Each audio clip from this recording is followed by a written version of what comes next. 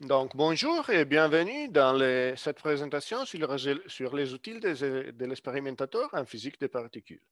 Je suis Pietro Vischia et je vous parlais des accélérateurs et des détecteurs qu'on utilise au CERN. Je suis part de l'expériment CMS, Compact Muon Solenoid, et que c'est un des gros détecteurs qu'on a connecté au Large Hadron Collider. Aujourd'hui, on parlera des particules à étudier, premier, et après de comment on l'étudie, avec les accélérateurs pour les produire ces particules et avec des détecteurs pour les détecter les produits de la collision de ces particules. Et après, on verra un peu de comment on fait normalement l'analyse physique de cette donnée. Donc, parfois, vous savez que la matière dès que on est fait, dès que toutes les choses que vous touchez tous les jours est fait, essentiellement est faite de protons, neutrons qui forment le nucléus de l'atome et des électrons qui sont joints à les atomes et qui déterminent les propriétés des atomes pour se connecter aux autres atomes, etc. Et, mais l'électron, on le considère une particule fondamentale, une particule qu'on ne peut pas séparer en autres particules, mais les protons et les neutrons sont particules composées. Ils sont composés d'autres particules plus petites qui s'appellent quarks. Et en particulier, il y a 6 types de quarks, mais les protons et les neutrons sont faits des combinaisons de seulement 2 types de quarks, les quarks up et les quarks down. Ils sont faits de 3 de ça, ou D ou DD. Donc, si on voit cette classification des particules formées par quarks, on voit que les protons et les neutrons sont un type de baryon, fait toujours pour 3 quarks. Il y a aussi des autres particules appelées mésons, qui sont des états de particules faites par 2 quarks. Et il y a de la matière exotique, on l'appelle exotique, pourquoi on ne l'avait pas observé jusqu'à pas longtemps, qui sont particules faites de 4 ou 5 quarks. Mais récemment, on a observé particules de ce type, même non, au CERN. Donc, on a à disposition toute la matière de la Terre pour étudier ces particules. Et si on regarde seulement les 3 constituants de la matière ordinaire et parfois les neutrinos associés à l'électron, on peut étudier ça avec sources naturelles comme la radioactivité, donc l'émission spontanée des radiations et d'énergie. Émission de radiation, normalement, est radiation lumineuse électromagnétique, donc ça veut dire photon. Mais on veut aller en plus de ça, on veut étudier cette autre particule. Donc, on va avoir les rayonnements cosmiques, qui sont particules chargées qui viennent du cosmos, des étoiles, du Soleil, qui interagissent avec l'atmosphère et produisent plusieurs des autres particules, par exemple les muons, et il y a aussi un flux de neutrinos qui viennent du Soleil, par exemple, donc on peut voir, on peut continuer à examiner ce type de particules. Avec l'émission d'énergie et la désintégration des particules, on peut aussi avoir accès en part le secteur, ce qu'on appelle le secteur électroweak de notre théorie, mais il faut voir tout le reste des particules qui manquent. Donc, pour ça, est nécessaire produire des sources artificielles. Pourquoi comme ça, on peut produire particules comme le quark charme, le quark top, et on peut voir comment est l'interaction des gluons, et finalement, on peut aussi produire ce qu'on appelle les bosons de Higgs. Le problème, c'est que si vous voyez ça par les premiers 3 colonnes par colonne, la masse de la particule augmente. Donc, les particules de la deuxième colonne sont plus lourdes de la première et celles de la troisième sont plus lourdes de la correspondante particule de la deuxième. Donc, on verra que pour produire des particules plus lourdes, il faut avoir plus d'énergie. Donc, on a découvert beaucoup de cette particule au cours du temps. La première particule élémentaire qu'on a détectée, l'électron, avant de 1900, ici. Après, on a dû attendre des années. Dans les années 30, on a vu les neutrons. Il y a un électron avec charge positive. On l'appelle les positrons.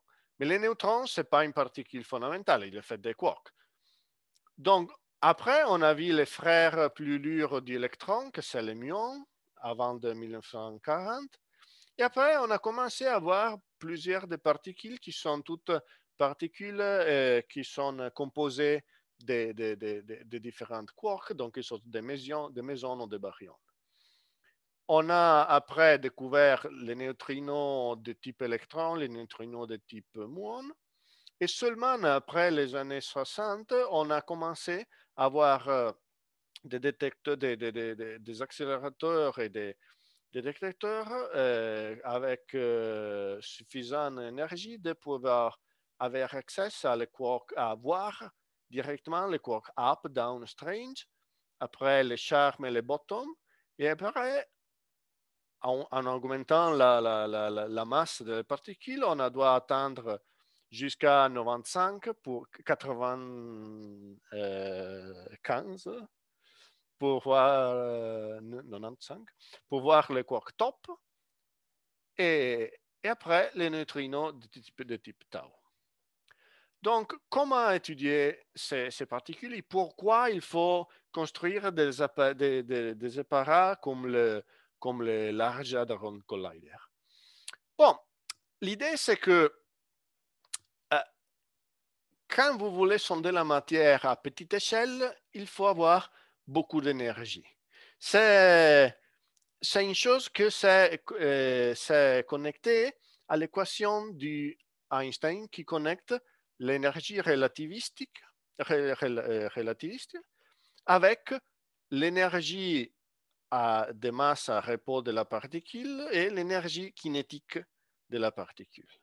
Donc, l'énergie le seul moyen de produire particules avec une masse M0 plus grande, c'est d'avoir plus d'énergie dans notre accélérateur. Donc, il faut accélérer les particules et après, quand ils sont accélérés, bam, les faire entrer en collision. Comme ça, il y a beaucoup d'énergie qui vient de la masse de la particule qu'on fait collisionner et de l'énergie cinématique et concentrée dans un petit volume. Cette énergie est immédiatement convertie en masse de particules qui vient de la collision. Donc, il y a une création de particules massives. Mais ils sont particules très instables qui immédiatement se désintègrent en particules plus légères et de l'énergie. Et ça, c'est une chose qui, au final, a comme résultat des particules presque stables qu'on peut observer dans les détecteurs. Et donc, on peut étudier la particule massive que a théoriquement généré cette particule qu'on observe dans le détecteur. Donc, on a vu que on veut étudier les particules fondamentales qui constituent l'univers et il faut le faire avec des accélérateurs de particules. Pourquoi? Il faut avoir suffisante énergie pour produire les particules les plus lourdes qu'on veut détecter. Donc, pour faire ça, on utilise les accélérateurs de particules. L'idée, c'est qu'on prend des particules chargées, par exemple le proton, et on l'accélère à 99,999999896 de la vitesse de la lumière. Comment on fait ça? Bon, on a des particules chargées, et quand je parle de particules chargées, je veux dire chargées avec charge électrique. Donc, vous savez que les particules, les choses qui ont charge électrique sont sensibles à la présence d'un champ électrique. Vous pouvez voir ça si vous faites des expériments que parfois vous avez fait à l'école. Donc, pour accélérer les particules, il faut avoir un champ électrique. Mais le problème, c'est que normalement, si vous voulez accélérer des particules chargées à une vitesse énorme, il faut avoir un champ électrique qui court pour un espace très long. Donc, il faut avoir 1 ou 2 kilomètres ou parfois beaucoup en plus, plusieurs de kilomètres pour accélérer ces particules avec les champs électriques. Mais clairement, construire un accélérateur de 30 km linéaire n'est pas une bonne idée. Donc, on a essayé de penser, bon, qu'est-ce qu'on fait qu'est-ce qu'on peut faire? Bon, on peut, sans utiliser un accélérateur linéaire, donc sans accélérer les particules seulement dans une ligne. Pourquoi? Comme ça, on ne peut pas construire un accélérateur assez grand de l'accélérer à la vitesse qu'on veut obtenir. Donc, on pilote cette particule avec des champs magnétiques. Le champ magnétique, a comme effet dans les particules chargées de les faire tourner. Donc, on peut mettre les particules dans une trajectoire circulaire. Et si vous pensez, c'est le même qu'on fait dans la télé. Dans la télévision, ce qu'on appelle les tubes cathodiques, que c'est l'appareil qu'il y a dans la télévision, ils sont des accélérateurs de particules. Ils ont des champs électriques qui accélèrent les particules et un champ magnétique qui module, qui pilote ces particules pour dessiner une image dans l'écran. Et c'est le même concept, except qu'en place de dessiner une image dans un écran, on pilote les particules en ronde pour comme ça, on a un accélérateur circulaire et on peut faire tourner plusieurs fois les particules jusqu'à obtenir la vitesse qu'on veut. Donc, les accélérateurs linéaires, ils usent des choses qu'on appelle cavités de radiofréquence qui créent des champs électriques extrêmement intenses. Et on peut mettre beaucoup de cette cavité à la suite, une après de l'autre. Et comme ça, on peut accélérer plusieurs fois dans toute la trajectoire de l'accélérateur les particules jusqu'à on arrive à une certaine énergie. Le problème, c'est que comme les particules passent seulement une fois pour chaque élément d'accélération, comme j'ai dit, il est difficile d'atteindre des énergies très hautes. Donc, on peut utiliser le champ magnétique pour courber la trajectoire de cette particule. Et si vous courbez la trajectoire des particules, vous avez un parcours circulaire et vous avez un élément d'accélération. Quand vous faites passer, quand vous pilotez les particules ici, donc la même particule passera plusieurs fois par le même élément d'accélération. Donc, on peut utiliser chaque élément d'accélération de manière très efficiente. Le problème, c'est que quand on accélère les particules à vitesse presque de la vitesse de la lumière, il est très difficile de la courber pour la faire parcourir une trajectoire circulaire. Donc, on nécessite des champs magnétiques très intenses. Et pour faire ça, on utilise des gros électroaimants qu'on a dans toute la trajectoire de notre détecteur. Pour vous faire comprendre l'intensité de ces champs magnétiques, on vous dit que, par exemple, on ne peut pas, quand les champs magnétiques sont en fonction, entrer dans les apparatus expérimentaux. Pourquoi? Premier, il peut être un risque pour les personnes, parce que si vous avez un implant de métal dans votre corps, ça peut avoir des problèmes pour les champs magnétiques intenses. Si vous avez aussi des objets comme une carte de crédit, il va être cancellé. Et aussi, tous les objets qui peuvent être sujets au champ magnétique peuvent damager aussi notre détecteur.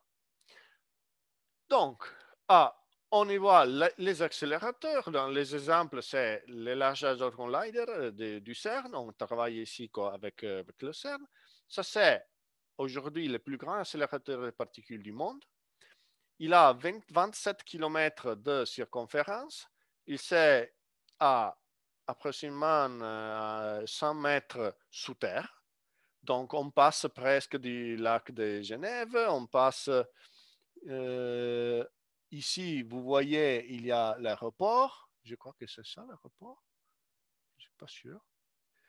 On passe presque de l'aéroport et on passe par beaucoup de villages, mais sous terre. Donc, on ne voit pas rien à l'extérieur, excepte des installations expérimentales comme CMS, LSCB, Atlas et ALICE, qui sont les 4 grands détecteurs de particules. Donc, les protons, on a dit qu'ils passent plusieurs fois pour chaque élément d'accélération. Ils font 11 000 tours pour seconde. Et enfin, on a 4 points de collision, les 4 expériments. Et là, on arrive à avoir 40 millions de collisions par seconde, que c'est un numéro énorme, avec une énergie cinétique totale de 724 mégajoules par nanogramme de matière. C'est comme être... il avait un article de périodique et aussi dans le site de CERN, il calculait quelle est l'énergie cinétique totale et avec une comparaison, essentiellement, c'est comme si vous avez un porte-avions militaire concentré dans un nanogramme. Donc, l'énergie d'un porte-avions qui se meuve à, je crois, 10 notes par seconde, concentré tout dans un nanogramme. C'est énorme. Donc, le CERN a été fondé dans le 1954 pour la coopération et la recherche fondamentale pacifique. Il a été très important pendant la Cold War par avoir des relations pacifiques avec chercheurs de toutes les nationalités, aussi des nationalités qui n'étaient pas normalement très en contact. Il avait 23 pays membres et nombreux expériences. Vous pouvez voir ici la liste. Et on a au total plus ou moins de 12 000 scientifiques divisés en 600 instituts et 110 nationalités du monde. Donc, ici, il y a toute la chaîne d'accélération du CERN. Donc, on a commencé dans le 1954 et comme vous pouvez voir, par exemple, ici, le PS, c'est le premier accélérateur circulaire construit dans le 1959 et on l'utilise toujours. Donc, on produit les particules des protons et des antiprotons ici. On les accélère ici et à ce temps, on utilisait les données de collision dans l'EPS. Maintenant, on utilise l'EPS comme pré-accélération, comme accélération initiale, et après, on passe toutes les protons à SPS, que c'est un anneau plus grand, construit dans le 1976, de 7 km. Et après, on injecte ça dans le grand anneau du de LHC. On a commencé dans le 2008 à prendre des données dans cet anneau de 27 km, avec les 4 expériences plus grandes qui sont ALICE, Atlas, CMS et LCB, qui sont les 4 points de collision de toutes les des protons. OK, on collide les particules dans 4 points et il faut voir quelles sont les particules produites dans cette collision. Pour faire ça, on nécessite des détecteurs de particules. Donc, les 4 détecteurs de particules ont des différentes structures. On a des détecteurs qu'on appelle General Purpose, qui sont CMS et Atlas. Ils sont des détecteurs qui couvrent toute donc ici, il y a les protons qui collident dans le centre du détecteur. Et dans le CMS et Atlas, on essaie de couvrir toute la structure, toute la région au bout de la collision. Et ici, c'est le même. Ici, il y a la collision et on essaie de mettre des détecteurs de particules à couvrir tout l'angle solide qu'on peut couvrir. Et des autres détecteurs qui sont, par exemple, l'HCB, c'est on collide les protons, mais il y a un détecteur seulement d'un côté. Pourquoi? C'est un détecteur qu'il veut étudier des particules particulières dans une manière un peu peculière. Donc, comment est-ce que ce détecteur marche? Comment on peut détecter les particules? Bon, pour voir une particule, il faut faire que celle-ci interagisse avec les détecteurs. Donc, c'est la même chose. Si vous voulez voir une chose dans la vie réelle, vous devez l'illuminer et comme ça, l'objet interagisse avec la lumière et après, votre yeux peuvent enregistrer le signal. Donc, il y a beaucoup de composantes. Donc, la collision est dans le centre du détecteur. Il y a plusieurs de couches de composants qui voient, et chacun de ça, il voit une chose, un type de particule et d'une manière différente. Donc, on a une partie qui s'appelle tracker, une partie qui est pour voir les particules chargées. Il y a des calorimètres, sont des particules, et ils passent sans problème. Il y a des calorimètres où les particules passent sans, et laissent sa énergie. Et après, on a, par exemple, des détecteurs plus grands qui sont faits pour voir particules comme plus comme le moins. Donc, CMS, par exemple, c'est pour vous donner une idée, 15 mètres de haute. Donc ici, il y a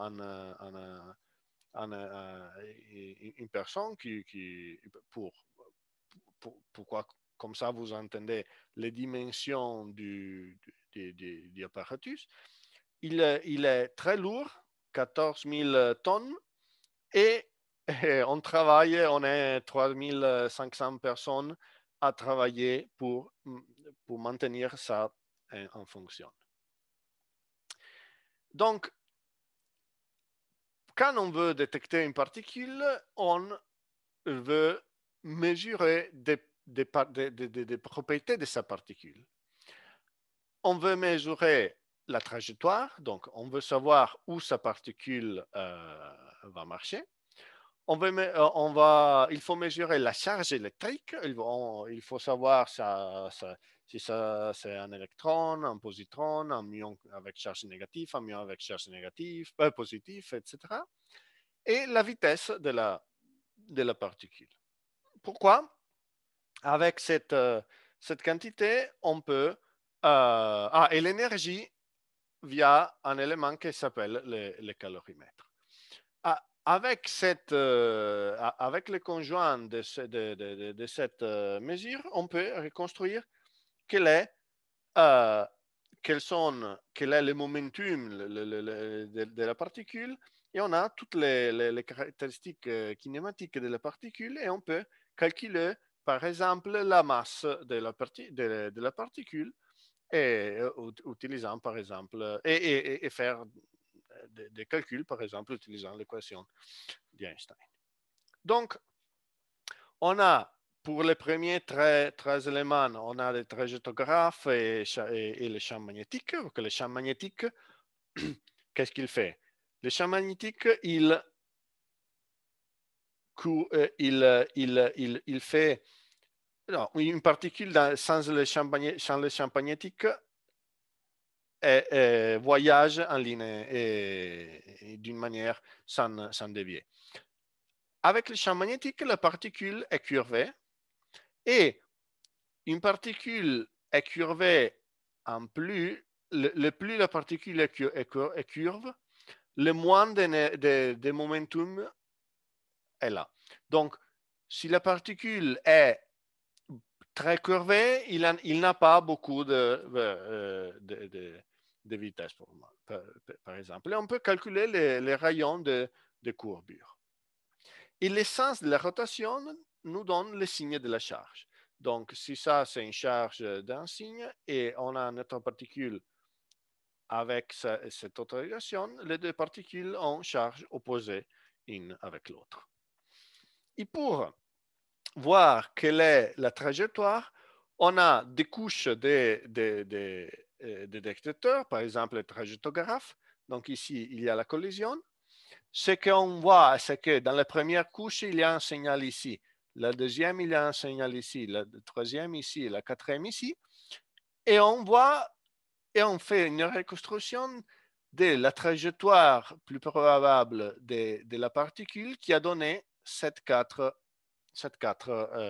signaux dans les quatre éléments du trajectographe. Il y a deux types de trajectographes CMS. Un trajectographe est fait avec détecteur à silicium, on l'appelle tracker, et c'est la première chose presque où il y a la collision. Il est ici, il y a une structure à oignon pour qu'on permette de reconstruire les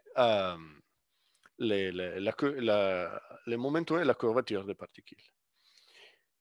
Dans la partie moyenne, on verra, il y a des calorimètres, et à l'extérieur, il y a des autres trajectographes, cette fois avec du gaz, qui s'appelle chambre muon. Ça s'appelle chambre muon pourquoi? Après tout le matériel qu'il y a dans la première partie du détecteur, les seules particules qui arrivent ici et qu'il faut tracer sont les muons.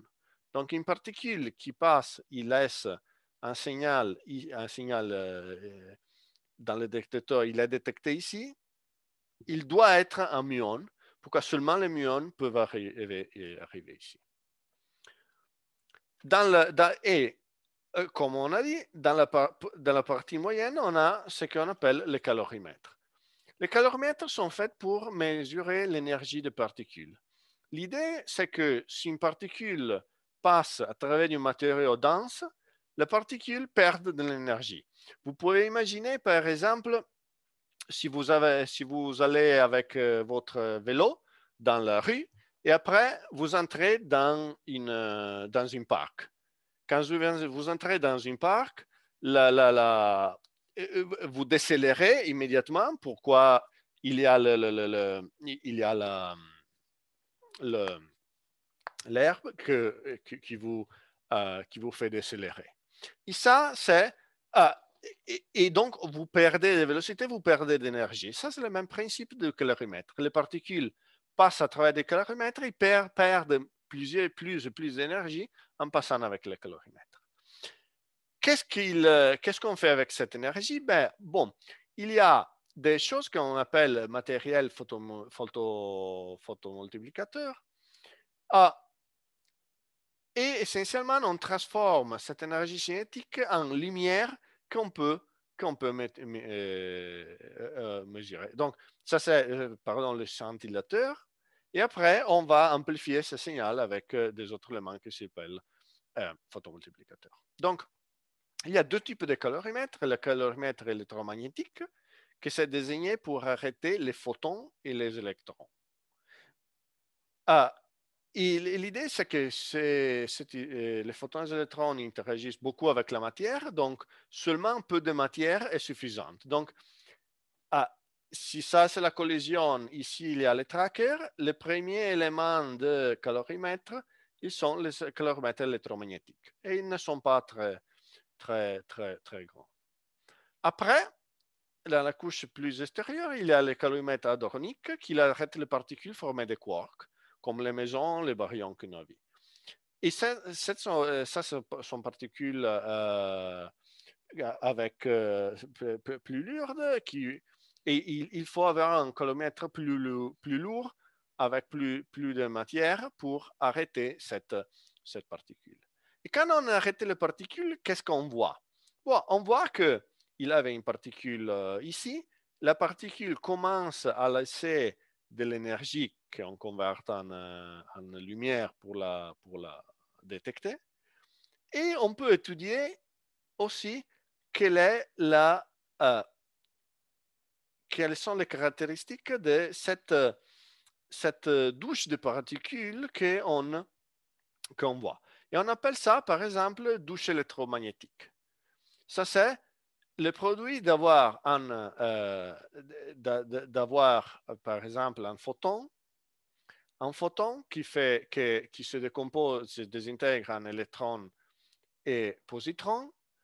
Chaque électron émet un autre photon et il y a une cascade de particules et on peut étudier aussi la forme de cette cascade. Donc, la vue complète du détecteur, par exemple, CMS, c'est que dans le centre, il y a la collision. Après, on essaie de mesurer la trajectoire, donc la curvature et tout, des particules avec charge, comme l'électron ou le muon. Après, il y a les calorimètres électromagnétiques pour les photons et les électrons. Après, on a les calorimètres hadroniques pour toutes les particules faites de quarks. Après, il y a l'aimant. L'aimant, c'est l'élément qui nous permet d'avoir une curvature et de pouvoir faire la mesure, de pouvoir mesurer la curvature des particules. Et dans la couche extérieure, il y a les chambres à muons. Ils sont à l'extérieur, pourquoi les muons sont la seule chose qui peuvent arriver jusqu'à ici. Les champs magnétiques, les chambres à muons sont montées dans des structures de fer très denses qui permettent de, premier, monter les chambres à muons et deuxième, de accumuler les champs magnétiques extérieurs au aimant et l'accumuler ici pour avoir une curvature aussi des particules qui passent dans les chambres à muons. Comme une récap, quel type de particules arrive où? Donc, on commence par les photons. Le photon est produit ici. Il n'est pas détecté par les trackers, pour que les trackers, on a dit qu'il voit seulement particules avec charge. Donc, il est invisible jusqu'ici. Il laisse un signal. Il perd toute cette énergie dans le calorimètre électromagnétique. L'électron, comme le photon, laisse toute cette énergie dans le calomètre électromagnétique, mais comme il a une charge électrique, il est aussi détecté par les trackers. Donc, si on veut séparer photons d'électrons, on cherche des accumulations d'énergie sans une trace, ça c'est un photon. Une accumulation d'énergie ici avec une trace, ça c'est un électron. Donc, il peut avoir un hadron chargé. Un hadron chargé va avoir une trace dans le tracker. Il y a un gros dépôt d'énergie dans le calorimètre hadronique. Un hadron neutre, il va avoir le dépôt d'énergie, mais sans signal dans le trajectographe. Et enfin, il y a le muon. Le muon, il laisse une trace dans le traquet, pourquoi il est chargé. Il est très lourd, il ne perd pas d'énergie avec le matériel, même le fer, et on peut le détecter jusqu'à l'extérieur, jusqu'à la chambre de muon à l'extérieur du diamant. Donc, on peut voir qu'il est détecté ici. Donc, si on a une trace ici qu'on peut connecter à une trace ici, on sait qu'on a vu un muon. Finalement, quand on a vu tout, on a détecté toutes les particules et on a catalogué toutes les particules qu'il y a dans un produit et comme produit d'une collision, on peut analyser les données. Pour analyser les données, on a une grille de calcul. On commence avec les collisions. Donc, il y a les particules et la collision. Il y a des interactions entre les particules après de la collision, des intégrations. Et il y a les particules finales qui sont stables, ils sont détectées par le détecteur. Le problème, c'est qu'ici, il y a 40 millions de données par seconde. Et on ne peut pas stocker tout ça. On peut stocker seulement une partie extrêmement petite. On peut stocker seulement 1000 particules par seconde. Événements par seconde. Un événement, c'est toutes les particules d'une collision. Donc, il faut sélectionner avec un système très, très rapide ces particules pour stocker seulement les éléments les plus intéressants de cette collision. Après, on peut faire la reconstruction qui consiste à dire si la trace qu'on a vue est un électron, un muon ou une autre particule et quelles sont les quantités kinématiques, par exemple, de ces particules. Et après, on analyse les données et on voit s'il y a des résultats. On commence avec un travail interne à la collaboration. Quand on a fait le travail interne à la collaboration pour produire les résultats, on l'envoie à revue scientifique qu'ils ont un comité de lecture. Ici, le comité de lecture de la revue scientifique dit que l'analyse s'est faite bien, on la publie dans une publication. La sélection et la reconstruction sont deux choses qu'on fait et sont très, très importantes et sont très lourdes computationnellement. C'est très on doit avoir beaucoup des ordinateurs et la solution qu'on a, c'est d'avoir une entière network d'ordinateurs connectés par tout le monde. Donc ici, vous pouvez voir là toutes les connexions entre ce qu'on appelle la grid. La grid, que c'est le projet de computation distribuée du CERN qui nous permettent d'analyser et stocker les données dans n'importe quelle partie de la Terre et la pouvoir analyser ici en Louvain-la-Neuve. Donc, routinellement, on analyse ici des données que techniquement sont stockées, par exemple, dans les États-Unis ou dans la Russie, et on fait un accès à cet stockage et on le peut analyser ici comme si les données soient ici. Comment on analyse cet événement? Donc, il y a les protons qui collident, en fait, il n'y a pas un proton et un proton qui circulent, il y a des paquets de protons, tout joints, ils se croisent au centre du détecteur 40 millions de fois par seconde. Donc, il y a un paquet de beaucoup de protons, un autre paquet de beaucoup de protons, et quand les deux paquets sont faits collidre, peut-être que deux de ces protons font une collision et produisent des produits intéressants pour nous. Donc, certains de ces protons, plus ou moins 20 pour chaque croisement, se rencontrent. Et ça, c'est pourquoi, bon, pour chaque paquet, donc pour chaque ellipse ici, il y a 100 milliards de protons. Mais le proton est très petit, donc il n'est pas possible d'assurer que plus de 20 pour chaque 100 milliards de protons fait une collision. Ce que normalement ce qui passe, c'est que les protons passent sans faire collision avec les protons des autres paquets, mais seulement 20 fois de 100 milliards, il y a, pam, une collision tête à tête de deux protons. Et cette collision est la collision qu'on veut étudier. Quand il y a cette collision de deux protons, n'est pas vraiment les protons qui interagissent, ce qui interagissent sont les constituants du proton. Donc, le proton est composé de quarks et de gluons.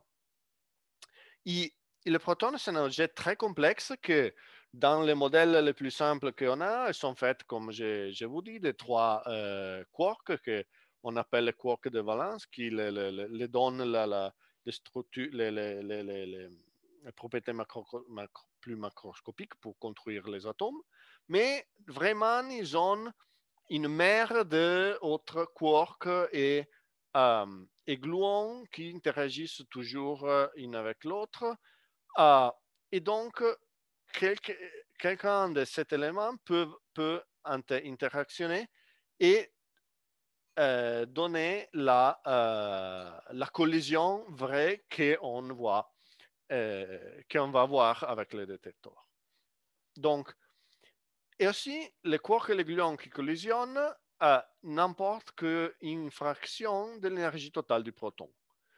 Ici, c'est tous les protons qu'il a cette énergie totale, et c'est seulement ces éléments interagissent, ils ont une partie, ils n'ont pas toute l'énergie du proton.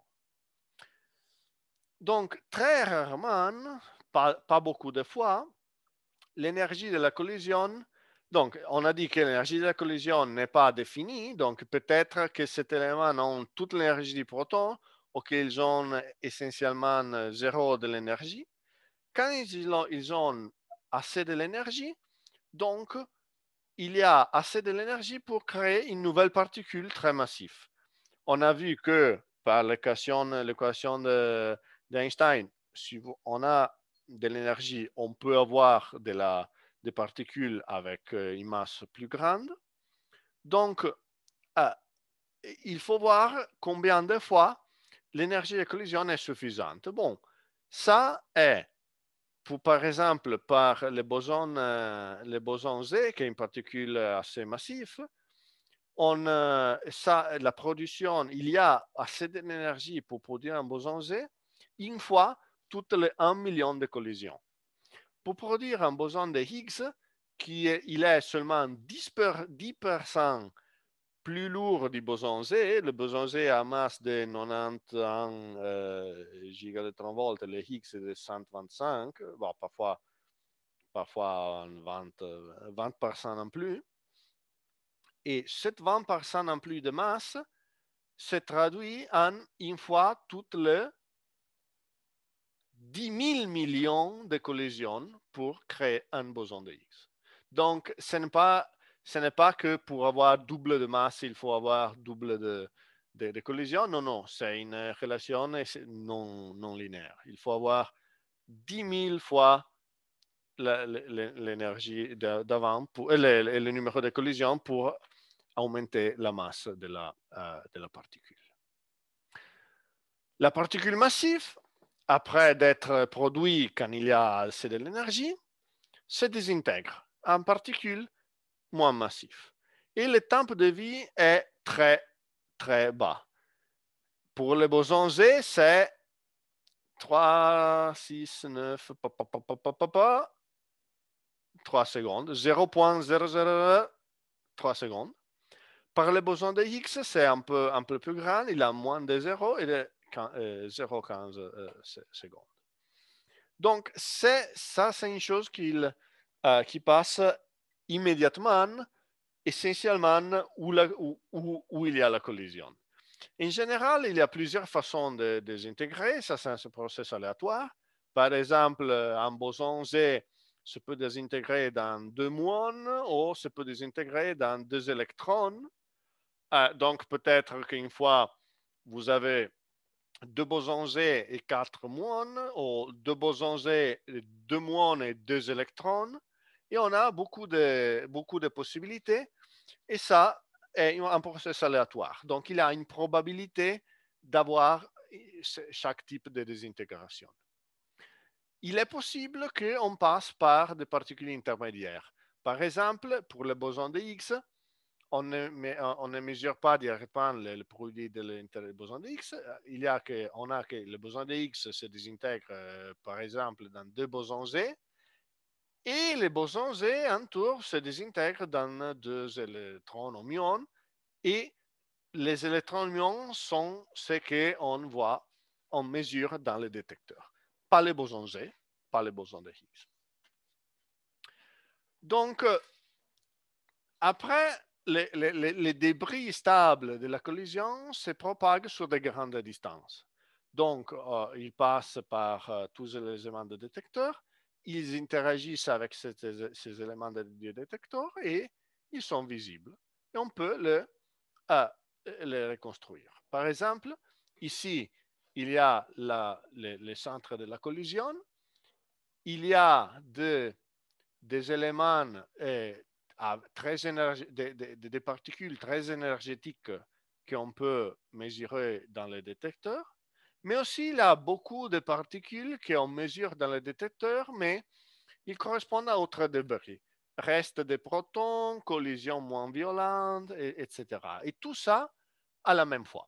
Donc, on a un conjoint de tout. Et c'est très difficile de reconnaître la partie intéressante de l'événement, de la discriminer respect à tous les débris qu'on a dans la collision. Il y a un cas spécial que c'est quand la particule massive se désintègre en quark ou gluon. Avant, on a vu qu'une particule massive, par exemple, se désintègre dans simplement 2 muons et on peut mesurer directement les muons. Quand la particule massive se désintègre en quark ou gluon, le problème, c'est qu'on sait que les quarks et les gluons ne peuvent pas exister seuls. Donc, quand vous tentez de les séparer, par exemple pour la désintégration d'une particule massive, il faut créer des autres quarks et gluons. Donc, ici, vous avez la particule massive, elle se désintègre dans 2 quarks. Mais ces 2 quarks ne peuvent pas exister séparés. Donc, pour avoir la désintégration, il faut que autres 2 quarks sont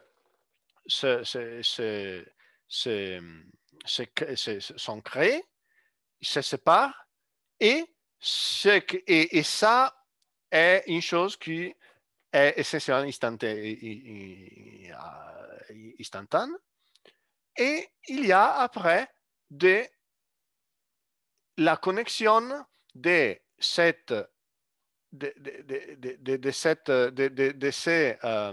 il y a la création des autres quarks. Et enfin, ce qu'on voit est la production de beaucoup de hadrons qui sont particules faites de plusieurs de quarks. Okay? Donc, ces sont particules composites comme aussi protons par exemple, et ces particules composites peuvent exister seules. Donc, ce sont les particules qu'on essaie de voir dans le détecteur. Et la chose, c'est que pour chaque particule massive, vous voyez qu'on a produit beaucoup de particules composites. Donc, on verra ce qu'on appelle un jet de particules dans le détecteur. Donc, ici, il y a la collision, il y a la production de beaucoup de particules composées, et on verra un jet de beaucoup de particules composées. Et ça, c'est une indication d'avoir une particule massive désintégrant un quark au gluon. Par exemple, on peut voir la désintégration d'un boson de Higgs dans 4 muons. Donc, ça passe pour la désintégration du boson de Higgs dans 2 bosons Z. Et chaque boson Z se désintègre dans 2 muons. Donc, enfin, il y a 4 muons. Le problème, c'est que aussi quand donc pour voir donc les X qui se désintègrent en 4 muons, on veut regarder événements avec 4 muons. Mais le problème, c'est qu'il y a des autres processus physiques qui donnent 4 muons. Par exemple, si vous avez que à partir du proton, on a la production de 2 bosons Z, sans boson de X. Chaque boson Z peut donner 2 muons et on a un événement avec 4 muons, mais pas boson de X. Mais dans le détecteur, on voit seulement les 4 muons. Donc, ça c'est ce qu'on appelle le bruit de fond.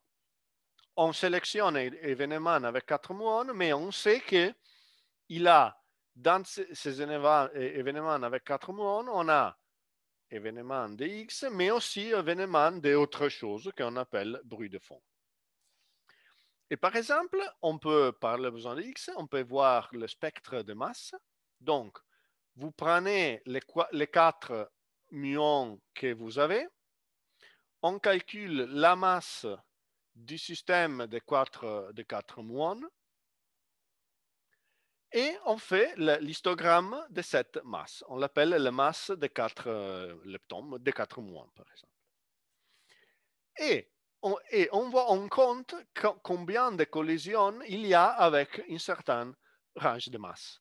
Donc, on voit que on observe pour une masse de 80, de 90 par exemple, on voit qu'on observe 20-30 événements par bin, par range de l'histogramme. On observe par une masse de 4L de 400 GeV, on voit qu'on voit 2 ou 3 événements pour chaque partition de l'histogramme. Et après, donc, on a un histogramme, un graphique, et dans l'histogramme, on peut voir les datas, qui sont les points, et on peut désigner aussi les résultats de notre simulation numérique des processus physiques. Notre simulation numérique des processus physiques sont désignés pour nous donner des data qui sont simulés, et dans ces data simulés, on sait exactement quel est le processus qui a généré ce datum. Donc, on peut faire le histogramme de la composante de signal du boson de X, que c'est cette pique ici. On peut faire l'histogramme de la composante de production de 2 bosons Z, qui est un bruit ou un de bruit de fond. OK? Et par exemple, quand on a 2 bosons Z, on espère une masse totale que c'est 2 fois la masse du Z, donc on espère 180 GeV. Et on voit que dans l'histogramme, on voit effectivement beaucoup des événements à cette masse. S'il y a un boson Z plus autre chose qui donne 4 muons, la masse totale, plus ou moins, sera la masse du Z, que c'est 91 GeV, 91 GeV. Et ça donnera cette pic ici. Et le pic ici, c'est le pic correspondant à autre chose. Par exemple, un boson avec une masse de 125 GeV. Et ça, c'est qui on appelle ça, c'est la manière dans laquelle on voit les bosons de Higgs. Par exemple, si vous ne savez pas qu'il y a le boson de Higgs, vous voyez le spectrum avec toutes les composantes qu'on espère de la théorie. Et on verra qu'il y a un excès très grand de data qui n'est pas expliqué pour toute notre simulation. Donc, là, on a observé une nouvelle particule et Peter Higgs a pris le Nobel. Par exemple, dans le 4 juillet 2012, on a vu que avec une prédiction que c'est cette azure ici du standard model sans le boson de Higgs, on avait des événements qui n'étaient pas expliqués dans l'histogramme et cet événement était bien compatible avec une simulation correspondante à un boson de Higgs de masse de 125 GeV. On l'a vu dans le spectrum, dans Atlas et dans CMS, avec les spectrums à 4 muons. Vous pouvez voir, les histogrammes sont très similaires. On l'a vu aussi dans l'état final avec 2 photons, gamma-gamma, ici et ici. Et on a fait une grande fête. Ici, vous voyez Fabiola Gianotti par Atlas et Joe Incandela par CMS, qui ont présenté les résultats expérimentaux de deux collaborations. Et Higgs et Engler en ont aussi parlé. Et bon, on a vu aussi personne pleurer. Pourquoi? Bon, il y a 50 ans, 50 ans, qu'ils avaient théorisé cette particule, le boson de Higgs, et ils ont pu voir la détection de cette particule ils avaient prévue dans cette théorie. Et on a fait une fête aussi dans le CERN. Ça c'est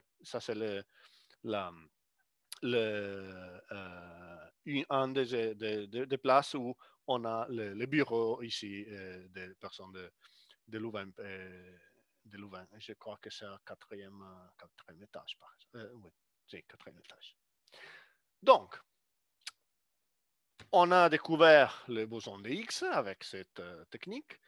Et maintenant, bon, maintenant, on a vu simplement qu'il y a un excès de data sur les prédictions du standard model. Maintenant, il faut caractériser cette découverte. Donc, il faut étudier les propriétés de ces bosons de Higgs. Pourquoi il y a beaucoup de théories qui, par exemple, prévoient particules avec des caractéristiques très similaires au boson de Higgs, mais avec une ou deux caractéristiques qui sont différentes et fait que ça, ce n'est pas un boson de Higgs, ça, c'est par exemple matière noire ou des choses appelées supersymétrie ou dimensions spatiales supplémentaires ou autre type de théorie. Donc, si nous ne savons pas quelles sont toutes les propriétés du boson qu'on a découvert, on ne peut pas savoir si on a découvert le boson de Higgs qui avait été prévu par Higgs et Engler, ou un boson de Higgs que c'est seulement similaire à ça, mais c'est un boson de Higgs d'un autre type de physique. Donc, il est très important, et c'est ce qu'on essaie de faire tous les jours ici à Louvain-la-Neuve, dans le CP3, d'étudier les propriétés de cette particule très importante. OK, donc j'espère que vous avez bien vu, bien aimé cette présentation. J'espère que vous avez compris qu'on a besoin d'étudier les particules fondamentales qui composent l'univers et que pour faire ça, on a besoin de puissants accélérateurs pour créer les particules, détecteurs gigantesques pour identifier les produits de la désintégration de ces particules, et des techniques d'analyse poussées pour séparer les signaux, donc séparer le signal du bruit de fond, et pour faire une découverte. Mais après ça, ce n'est pas très simple. One does not simply find the Higgs boson. Vous devez aussi étudier toutes ses propriétés. Et si vous pensez à une carrière en physique, un jour, vous pouvez venir à CP3 et nous aider à étudier les propriétés du boson de Higgs et des autres particules qu'on a observées dans le LHC. Donc, j'espère que vous avez aimé ça. Je vous remercie pour l'attention. Maintenant, il y a une autre vidéo que normalement j'aurais activé moi-même, mais on va activer séparément d'une manière séparate pour c'est online. Et bon, j'aurais aimé de faire ça en personne, mais présentiellement, mais ce n'est pas possible. Donc, bonne chance avec votre carrière et au revoir.